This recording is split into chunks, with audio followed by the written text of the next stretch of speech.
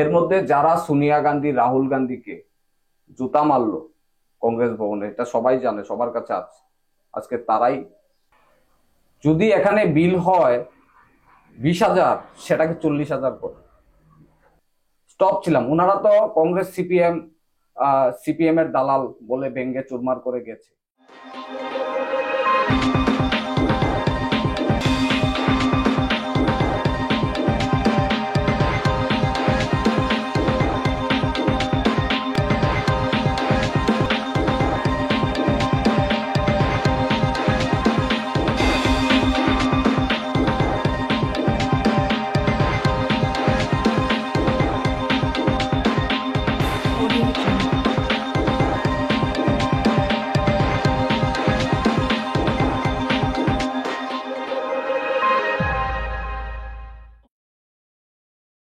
নমস্কার দর্শক বন্ধুরা, স্বাগত জানাই খবরের প্রতিবাদের একান্ত সাক্ষাৎকার অনুষ্ঠানে।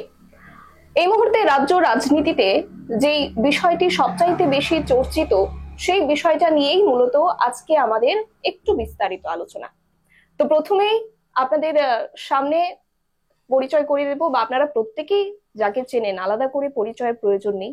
আজকের একান্ত সাক্ষাৎকারে আমার সঙ্গে রয়েছেন সম্রাট রায়, ছাত্র নেতা সম্রাট রায়, যিনি দীর্ঘ অনেকটা সময় ধরে ছাত্রদের স্বার্থে ময়দানে নেমে লড়াই করেছেন, সেটা আপনারাও প্রত্যেকেই দেখেছেন। আজকে আমার সঙ্গে সম্রাট রায় রয়েছেন, ওনার সাথে বিস্তারিত আলোচনায় আমরা যাব। প্রথমে স্বাগত জানাই, নমস্কার আপনাকে খবরের প্রতিবাদে। তো আমরা প্রত্যেকেই জানি যে বিষয়টা, আলাদা করে আর সেই বিষয়টা কি তুলে ধরবো যে ইতিমধ্যেই আপনি কংগ্রেস থেকে বিরতি নিয়েছেন, দীর্ঘ অনেকটা লম্বা সময়ের সম্পর্ক তাতে ইতি টেনেছেন, সেটা কেন?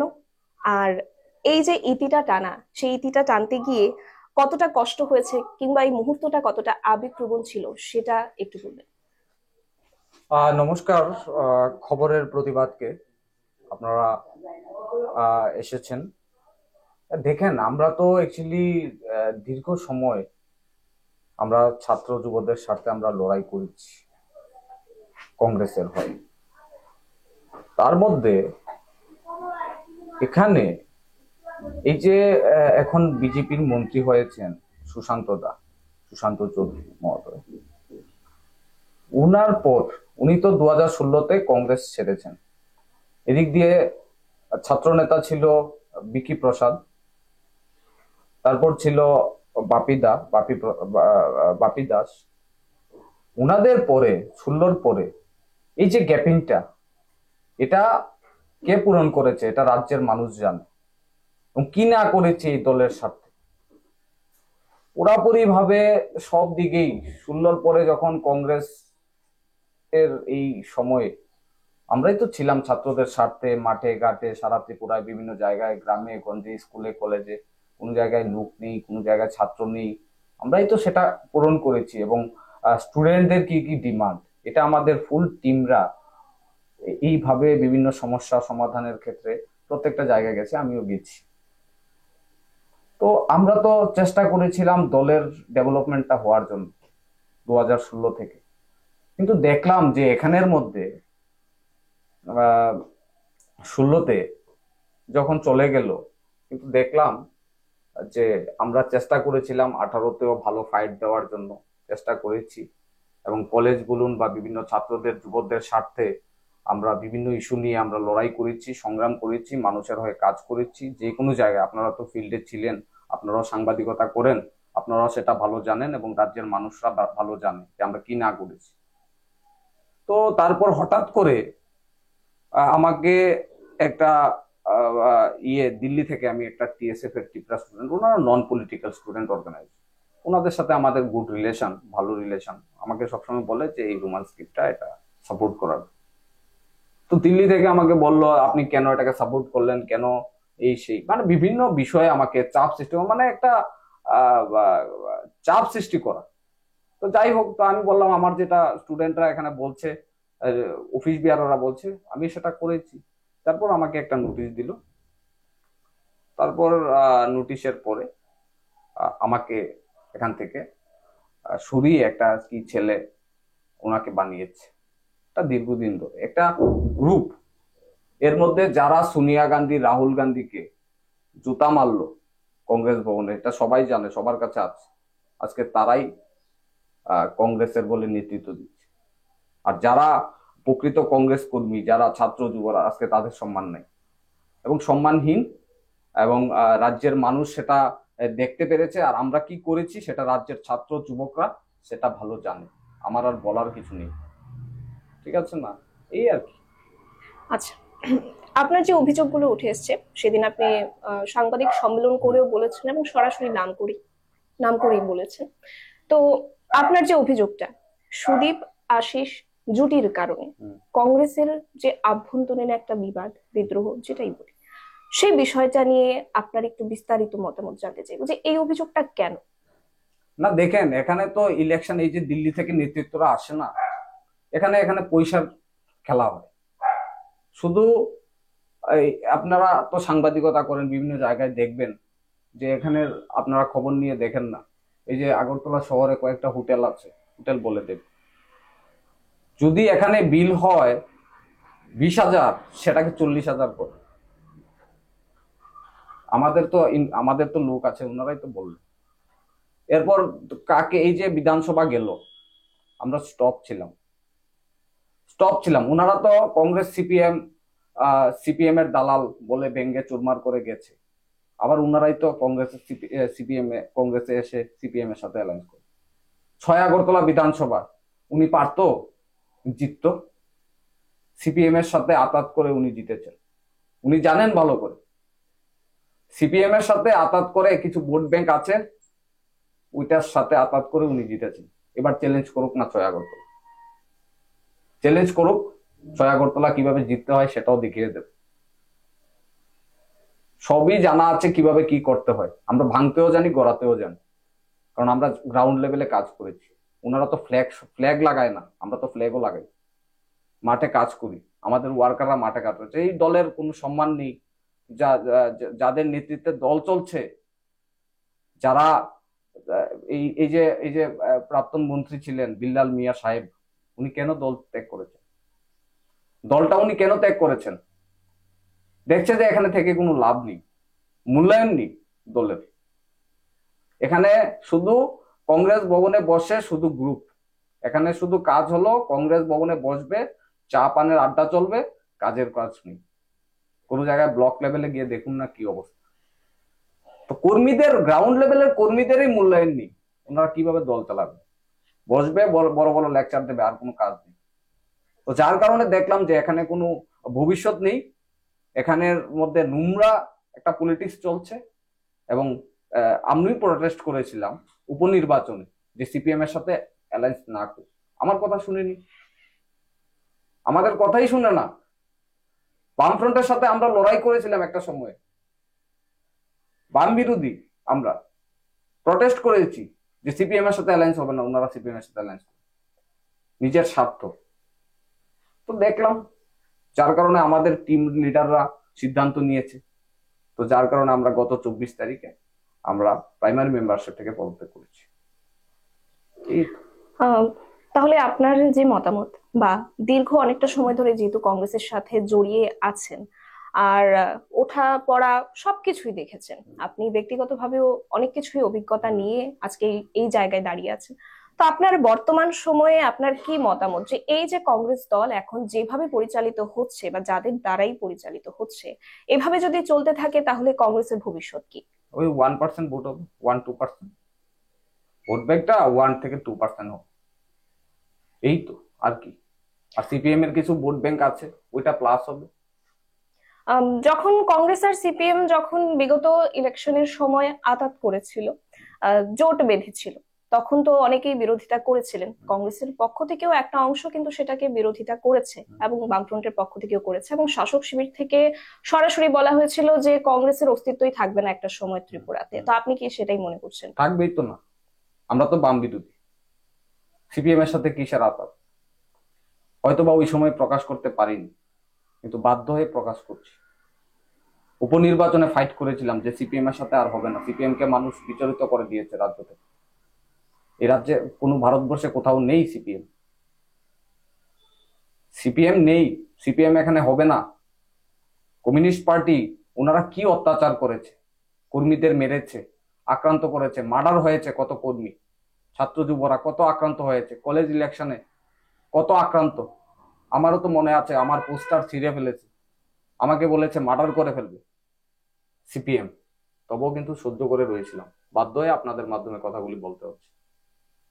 উপনির্বাচনে আমরা বলেছি যে সিপিএম এর সাথে অ্যালায়েন্স হবে না, কারণ এই দল ছিন্ন হয়ে গেছে। ওনারা কথা শুনেননি, উনাদের স্বার্থে এইগুলি করছেন।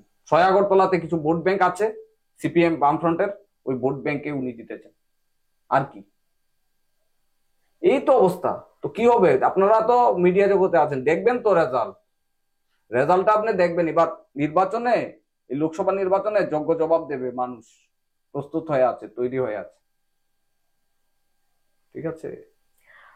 আরো একটা বিষয়, প্রশ্নটা না করলেই নয়, যে কংগ্রেসে যখন এই যে যারা বর্তমানে পরিচালনা করছেন, ওনারা যখন ছিলেন না কংগ্রেসে, মানে মাঝখানে যে সময়টা ওনারা শাসক শিবিরে ছিলেন, সেই সময় প্রদেশ কংগ্রেসেরও সভাপতি হিসেবে দায়িত্ব সামলেছিলেন বীরজিৎ সিনহা।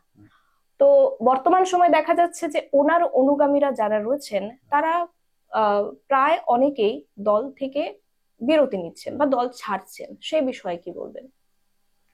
দেখুন, ওনাকে তো আমরা সম্মান করি, রেসপেক্ট করি। উনিও একটা চাপের মধ্যে আছেন, তো আমি আর কি বলবো। তাহলে কি কোনোভাবে সম্ভাবনা আছে যে উনিও দল ছাড়তে পারেন আগামী দিনে? দেখুন, ওনাকে আমি রেসপেক্ট করি, ওনার ব্যাপার, কি করবেন না করবেন আমি ওনার ব্যাপারে কিছু বলতে চাই না। উনি যেটা ভালো মনে হয়, উনি সিনিয়র নেতৃত্ব, রাজ্যের সবাই চিনে, আমি ওনার ব্যাপারে কিছু বলতে চাই। আচ্ছা, আরেকটা বিষয় আমাদের চোখে পড়েছে যে আপনি ইতিমধ্যে সাংবাদিক সম্মেলন করে যখন বিষয়টা জানালেন যে আপনি পদত্যাগ করছেন বা আপনি ছাড়ছেন দল, তার পরপরই কালকেই একটা বিষয় আমাদের চোখে পড়ে যে আপনার যে নেম প্লেটটা রয়েছে সেটা ছিঁড়ে কোথাও পরিত্যক্ত অবস্থায় পড়ে রয়েছে বা ফেলে দেওয়া হয়েছে।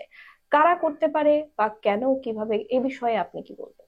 না, কি বলবো, আমিও দেখেছি, এবং আমার একজন মিডিয়া জার্নালিস্ট আমাকে ফোন করেছিল যে এই ম্যাটার, আপনার বাড়ি কি গুলবা? আমি বললাম না, আমার বাড়ি তো ধলেশ্বর বনমালী। তো উনি আমাকে এরপর নিউজের মধ্যেও দেখতে পেলাম। আর কি, এই তো করবে, এই তো নোংরা পলিটিক্সে আছে। আমরা অসম্মান করতে জানি না, আমরা সম্মান দিতে জানি, যার কারণে ছাত্র যুবরা আমাকে বিশ্বাস করে, এবং আমরা ছাত্র যুবদের যে কোনো দাবিতে আমরা সফলও হই। তো এই যে নোংরা পলিটিক্সটা, এটা তো কংগ্রেস ভবনে ছিল। আমার নেম প্লেটটা, যে এনএসওয়াই, এটা নেম প্লেটটা কংগ্রেস ভবনে ছিল, এনএসওয়াই অফিসে ছিল। এটাকে মহারাজগঞ্জ বাজারের সামনে কিভাবে আসে? তো কে করতে পারে? অফিসে তো, অফিসের তো স্টাফ আছে, কিভাবে এখান থেকে এই নেম প্লেটটা আপনার মহারাজগঞ্জ বাজারে যায়? কে আছে? আমার কাছে সব নাম দাম এসেছে, সময়েই জবাব দেবে। আমি সব জানি কে করেছে, কারণ আমরা দলটা করেছি সারা ত্রিপুরার, আমি সব জানি। সব জায়গায় আমার কাছে রিপোর্ট আছে, কি হচ্ছে না হচ্ছে। সময় মতো আপনারা দেখবেন কি করতে পারে। আচ্ছা, বর্তমান সময়ে দাঁড়িয়ে রাজ্যে যদি অস্তিত্ব বলে কিছু থাকে রাজনৈতিক দলগুলোর মধ্যে, তার মধ্যে শাসক শিবির তো অবশ্যই, শাসক শিবিরের পাশাপাশি কংগ্রেসের কিছুটা অস্তিত্ব, সিপিএম এর কিছুটা, আর বর্তমানে প্রধান বিরোধী দল হিসেবে তিপ্রামথা রয়েছে। তো আপনার বক্তব্য অনুযায়ী, যেহেতু কংগ্রেসের সাথে তো আপনার কোনো সম্পর্ক আর রাখছেন না, সেটা আপনি নিজেই বললেন, বাম দলের কথাও যদি বলি, বরাবরই আপনি বাম বিরোধী ছিলেন। তো বাকি রইলো শাসক শিবির আর তিপ্রামথা। যদি আগামী দিনে আবারও কোনো দলে যোগদান করতে চান, তাহলে কোন দলে যাবেন বা শাসক শিবিরে যাওয়ার মতো কোনো পরিকল্পনা রয়েছে? না, দেখুন, আমি তো সব জায়গায়, আমি আজকে 2-3 দিন ঘুরেছি, সবার সাথে আমার কথা হচ্ছে। তারপর আজকে সন্ধ্যার সময়ও বনমালীপুরে একটা বৈঠক আছে। সবার পজিটিভ, কারণ সবার কথা তো আমার শুনতে হবে, সবার সাথে আমার কথা বলতে হবে। তারপর আমরা 1-2 দিনের মধ্যে সিদ্ধান্তটা জানিয়ে দেবো আপনাদের। তাহলে মানে খুব তাড়াতাড়ি কোনো একটা দলে আবার যোগদান করতে চলেছেন এমনটাই নিশ্চয়ই, কি? যেহেতু আমরা রাজনীতির সাথে জড়িত, ছাত্রদের সাথে আমাদের কথা বলতে হয়, যুবকদের সাথে কথা বলতে হয়। আমরা দেখছি যাতে ছাত্রদের নিয়ে যেন ছিনিমিনি খেলা না হয়, যুবকদের নিয়ে যেন ছিনিমিনি খেলা না হয়, যেটা ভালো হবে আমরা সেই দিক থেকে লক্ষ্য করে আমরা এটা করার চেষ্টা করছি। ভালো হবে আশা করি, আমি আপনাদের মাধ্যমে বলবো ভালো হবে। আমরা বরাবরই দেখেছি উনি ছাত্র নেতা বলে যেহেতু পরিচিত, ছাত্র নেতা সম্রাট রায়, প্রত্যেকে এই নামেই ওনাকে চেনেন। বাকি দলের নাম কিংবা অন্য কোনো ট্যাগলাইন আমরা ছেড়ে দিলাম। প্রতিনিয়ত যারা মিডিয়ার মাধ্যমে বিভিন্ন খবরে আপনাকে দেখেছে, প্রতিনিয়ত দেখেছে ময়দানের লড়াকু একজন সৈনিক হিসেবে, ছাত্রদের জন্য সবসময় কথা বলা, ফাইট করা, পুলিশের লাঠি চার্জ থেকে শুরু করে বিভিন্ন অনেক কিছুই চোখে পড়েছে প্রত্যেকেরই, তা অস্বীকার করার মতো কোনো বিষয় নেই। তো যেভাবে ছাত্রদের জন্য আগে লড়াই করেছেন, সেই অ্যাগ্রেসিভনেসটা ফিউচারেও থাকবে কিনা? কেন থাকবে না? থাকবে না কেন? ছাত্রদের আমাদের কাজটা কি? আমি ব্যক্তিগতভাবে ছাত্রদের যে কোনো সমস্যা আমি আগে এগিয়ে যাই এবং আমার টিম সবাই মিলে। তো ছাত্রদের যে কোনো জায়গায় সমস্যা হলে আমাদের কিভাবে সেটাকে সমাধান করা, সেটাই তো আমাদের কাজ না? তো সেটা তো করব। যেটা যেটা ছাত্রদের যে কোনো ডিমান্ড, আজকে বিভিন্ন কলেজে আমি কি না করেছি আপনারা সবাই, এটা আমার বলার কিছু নেই। আগামী দিনে কোনো প্রবলেম হলে নিশ্চয়ই যাব, যে কোনো জায়গায় গিয়ে কথা বলবো কি হয়েছে, তারপর আমরা হাই লেভেলে কথা বলবো। এইভাবেই তো আমরা করেছি, তো এটা করবোই, কি আছে। আচ্ছা, বর্তমান সময়ে দাঁড়িয়ে একটা প্রশ্ন ছাত্র ছাত্রীদের নিয়েই বলবো। ত্রিপুরার বর্তমান সরকার, শিক্ষা দপ্তর বলি বা রাজ্য সরকার, গোটা রাজ্য সরকারের যা কিছু সিস্টেম রয়েছে বা ছাত্র ছাত্রীদের উদ্দেশ্যে যে সমস্ত পরিকল্পনা প্রকল্প যা কিছুই করা রয়েছে বা চালু রয়েছে, সেগুলো ছাত্র ছাত্রীদের জন্য বা তাদের ভবিষ্যতের জন্য কতটা উপযোগী বলে আপনার মনে হয়? না, ঠিকই তো আছে। যে যে জায়গাগুলি সমস্যা হবে সেগুলি তো আমরা সমাধান করবই। এখন তো বর্তমানে আমার আমার তো দেখছি ঠিক, কোনো দিকে তো বেঠিক আমি দেখছি না। আর যদি কোনো ছাত্রদের থেকে আমরা এই বিষয়গুলি আমরা উত্থাপন উঠে, তাহলে আমরা কথা বলবো, কথা বলে আমরা দেখবো কি করা যায়। এখন তো কোনো ইস্যু নেই, বা এখন মানে আমি কোনো দিকে দেখছি না, সবকিছু ঠিক আছে, সবাই তো ঠিকঠাক ভাবে আছে। হ্যাঁ, কিছু কিছু জায়গায় সমস্যা আছে, ওইগুলিকে আমরা সমাধান করব। এরকম না বলবো যে একদম গুড, বাট দেখবো কি করা যায় আগামী দিনে। আচ্ছা, একটা শেষ প্রশ্ন। হ্যাঁ, আহ, কংগ্রেস ছেড়ে যারা যারাই গেছেন বিগত দিনে, কখনো না কখনো দেখা গেছে তারা আবার পুনরায় বিভিন্ন দলে যাওয়ার পর, অভিজ্ঞতা নেওয়ার পর ঘুরে ফিরে আবার কংগ্রেসে ফিরছেন। হ্যাঁ। আপনার ক্ষেত্রে এটা পুনরাবৃত্তি হবে কিনা, কোনো সম্ভাবনা আছে কিনা? না, যেখানে আমরা রিজাইন দিয়ে দিয়েছি এখানে আর প্রশ্নই ওঠে না। যেখানে আমরা সম্মান নিই এখানে আমাদের আর প্রশ্ন ওঠে না। আমরা দেখুন, আমরা কোনোদিন কোনো নেতা থেকে বলতে পারবো না কোনোদিন আমরা পয়সা নিচ্ছি, চ্যালেঞ্জ করছি, কেউ বলতে পারবে না। ঠিক আছে, আমাদের টিমরা সবাই মিলেই আমরা যে কোনো লড়াইয়ে আমরা করেছি আমাদের তরফ থেকে। কিন্তু এইগুলি, এই যে এইভাবে যে চলছে, যাদেরকে সম্মানই দিতে জানে না, তো এখানে থেকে কি লাভ? কোনো লাভ তো নেই।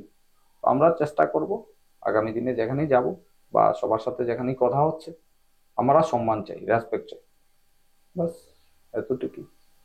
আহ অনেক সুন্দর এবং বিস্তারিত আলোচনা হলো আজ ছাত্রনেতা সম্রাট রায়ের সাথে। যতদিন না অন্য কোনো দলে যোগদান করছেন, ততদিন পর্যন্ত আপনাকে এই ছাত্র নেতা বলেই আমরা চিনি, জানি বা সেভাবেই সম্বোধন করব। তো মূল্যবান সময় দেওয়ার জন্য অসংখ্য ধন্যবাদ। দর্শক বন্ধুরা, আজকে অনেক বিষয় আপনাদের সামনে খোলসা করে তুলেছেন ছাত্রনেতা সম্রাট রায়, এবং আমরা অনেক বিষয়ে আলোচনা করলাম। আশা করি আপনাদের মনে যা প্রশ্ন ছিল সেগুলো আমরা সমাধান করতে পেরেছি। তো দেখা হবে পরবর্তী আরো অন্যান্য প্রতিবেদনে, আরো অন্যান্য বিশেষ রাজনৈতিক বিষয়বস্তু নিয়ে আলোচনায় থাকবো আমরা। ততক্ষণ পর্যন্ত দেখতে থাকুন খবরের প্রতিবাদ। নমস্কার।